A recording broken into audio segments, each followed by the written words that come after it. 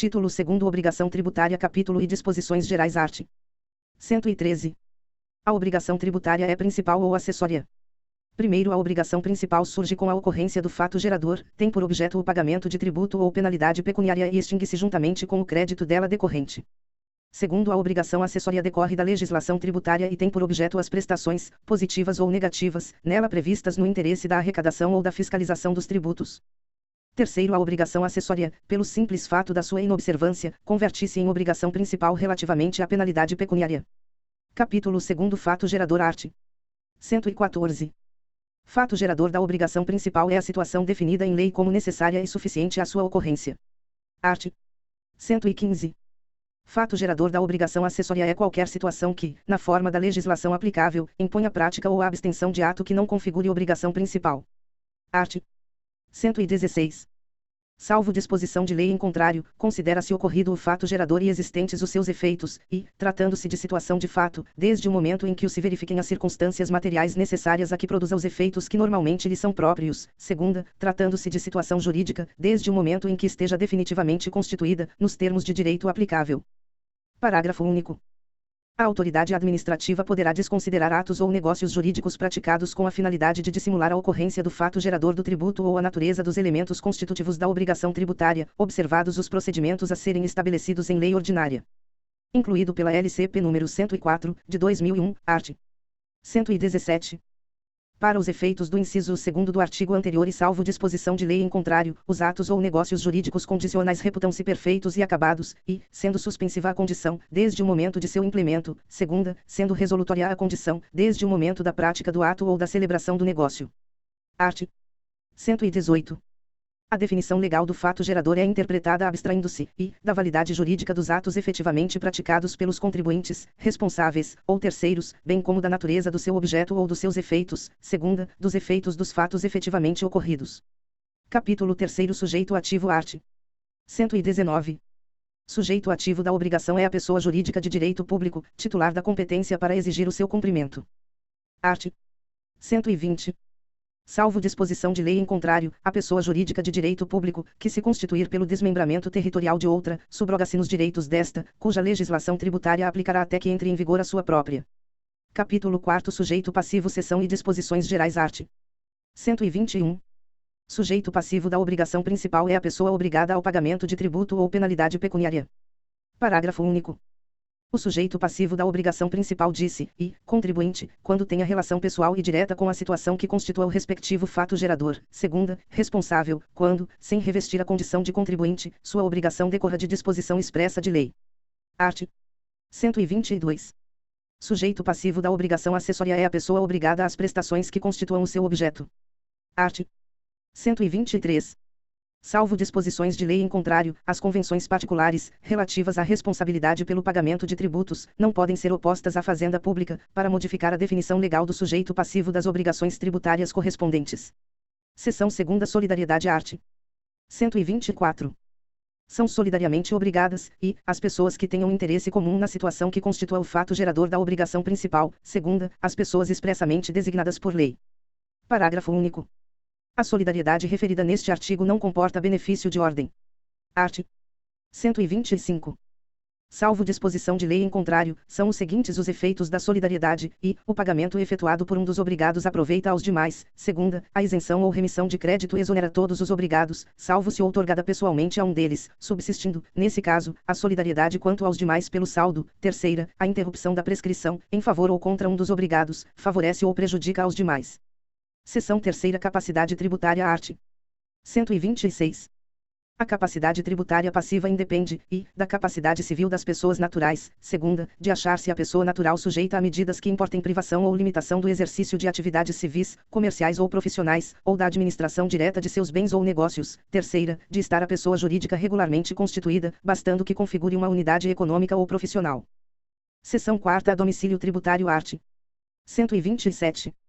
Na falta de eleição, pelo contribuinte ou responsável, de domicílio tributário, na forma da legislação aplicável, considera-se como tal, e, quanto às pessoas naturais, a sua residência habitual, ou, sendo esta incerta ou desconhecida, o centro habitual de sua atividade. Segunda, quanto às pessoas jurídicas de direito privado ou às firmas individuais, o lugar da sua sede, ou, em relação aos atos ou fatos que derem origem à obrigação, o de cada estabelecimento. Terceira, quanto às pessoas jurídicas de direito público, qualquer de suas repartições no território da entidade tributante.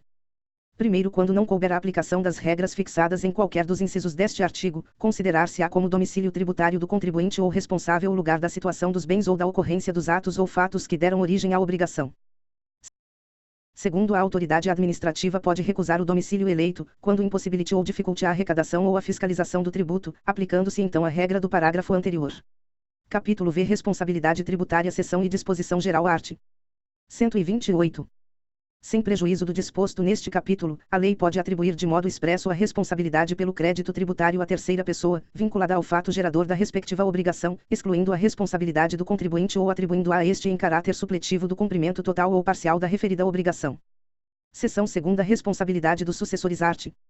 129. O disposto nesta seção aplica-se por igual aos créditos tributários definitivamente constituídos ou em curso de constituição à data dos atos nela referidos, e aos constituídos posteriormente aos mesmos atos, desde que relativos a obrigações tributárias surgidas até a referida data. Art. 130.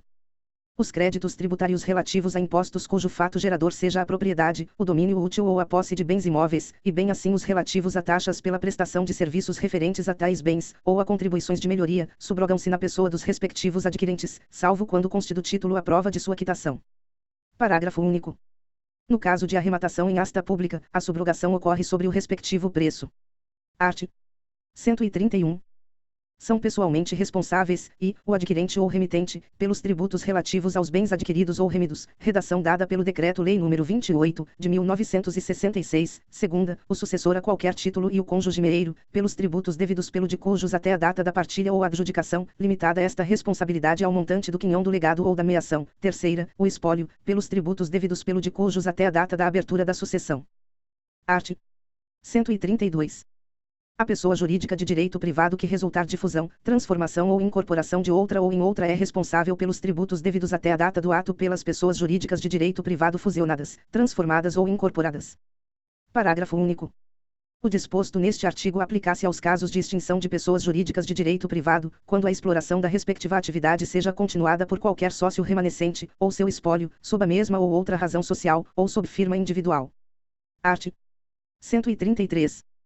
A pessoa natural ou jurídica de direito privado que adquirir de outra, por qualquer título, fundo de comércio ou estabelecimento comercial, industrial ou profissional, e continuar a respectiva exploração, sob a mesma ou outra razão social ou sob firma ou nome individual, responde pelos tributos, relativos ao fundo ou estabelecimento adquirido, devidos até a data do ato, e, integralmente, se o alienante cessar a exploração do comércio, indústria ou atividade, segunda, subsidiariamente com o alienante, se este prosseguir na exploração ou iniciar dentro de 6 meses a contar da data da alienação, nova atividade no mesmo ou em outro ramo de comércio, indústria ou profissão.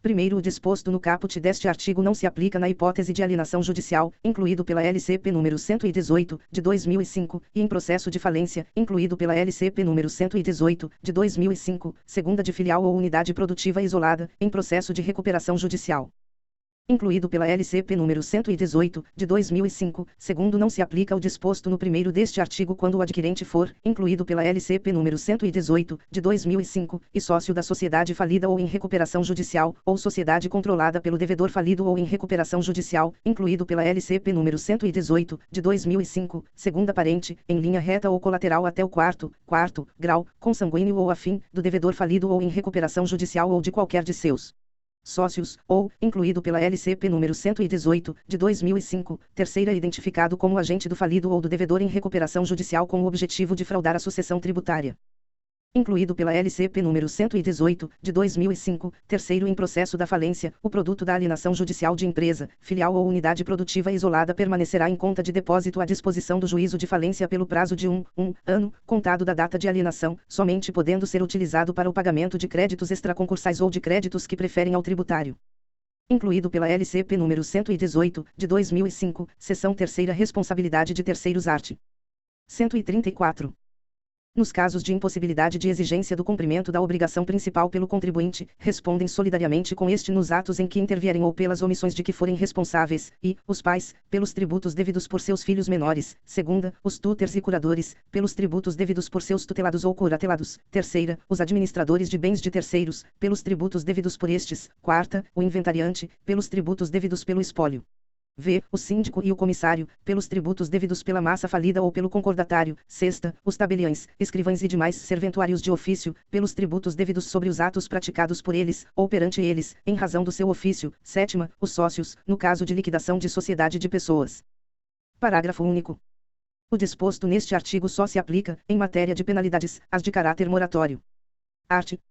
135.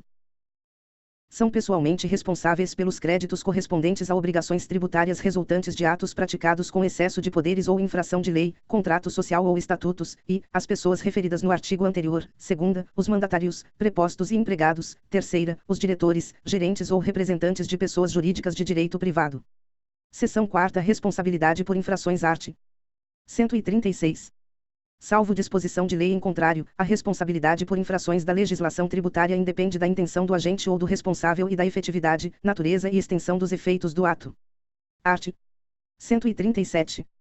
A responsabilidade é pessoal ao agente, e, quanto às infrações conceituadas por lei como crimes ou contravenções, salvo quando praticadas no exercício regular de administração, mandato, função, cargo ou emprego, ou no cumprimento de ordem expressa emitida por quem de direito; segunda, quanto às infrações em cuja definição o dolo específico do agente seja elementar; terceira, quanto às infrações que decorram direta e exclusivamente de dolo específico, a, das pessoas referidas no artigo 134, contra aquelas por quem respondem; b, dos mandatários, prepostos ou empregados, contra seus mandantes, preponentes ou empregadores; c, dos diretores, gerentes ou representantes de pessoas jurídicas de direito privado, contra estas. Art. 138. A responsabilidade é excluída pela denúncia espontânea da infração, acompanhada, se for o caso, do pagamento do tributo devido e dos juros de mora, ou do depósito da importância arbitrada pela autoridade administrativa, quando o montante do tributo dependa de apuração. Parágrafo único. Não se considera espontânea a denúncia apresentada após o início de qualquer procedimento administrativo ou medida de fiscalização, relacionados com a infração.